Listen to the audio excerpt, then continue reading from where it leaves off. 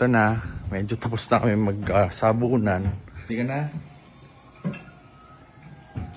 Well, haharapin natin talaga. Ganun yun.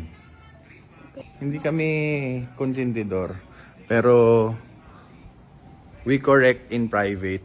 Siyempre, kailangan nyo malaman na ginagawa naman namin yung mga tama at the best na paraan paano manghingi ng sorry. So, tinuro na namin kay Yana kung ano yung mga mali. Hindi kami nagkukonsinte. Hindi lang namin yan ginagawa in public. So, tignan natin. Punta natin. Hanapin muna namin. Yan. So, punta na natin ha. Okay ka na ba? Tanggap mo na? Ha? Okay, that's good. Pupuntahan na namin.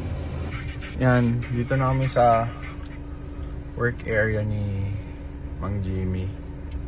Hopefully maabutan naman siya. Hintayin na lang daw. Pasensya na po talaga.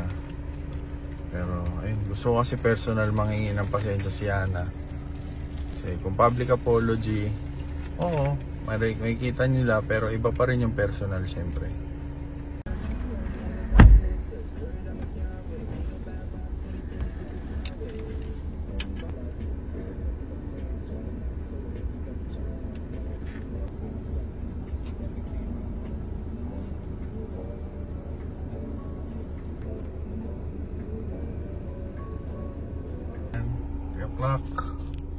Wala pa rin, pero kailangan na namin kasing bumaba. So, mamaya na lang, gagawa na lang ng public apology video to. Yes. Ha? Po. Okay. Baba na kami. Pasensya na po ulit. Pasensya na po. To grow is to be accountable. Earlier, di po namin naabutan si Kuya Jimmy Pascual sa bahay niya at sa work niya to personally apologize. So, I would like to take this opportunity to say sorry to Kuya Jimmy for what I've caused. And of course, as well as to those people who got dragged into the issue.